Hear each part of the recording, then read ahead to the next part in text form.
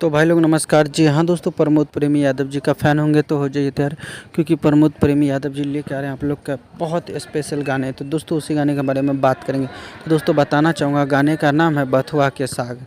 जी हाँ दोस्तों, इस गाने को प्रमोद प्रेमी यादव जी ने गाए हैं। दोस्तों बात करते हैं गीत का, तो रवि चौहान जी का लिखा हुआ गाना है और इस गाने को म्यूजिक से सजाया है कान्हा जी ने। तो दोस्तों बता दूँ, ये गाना जो है प्रमोद प्रेमी इंटरटेनमेंट यूट्यूब चैनल के माध्यम से ये गाने को रिलीज़ किए जाएंगे। तो बेहतरीन सा सॉन्ग है। आशा और विश्वास है ये गाना आप लोग को पसंद आएगा।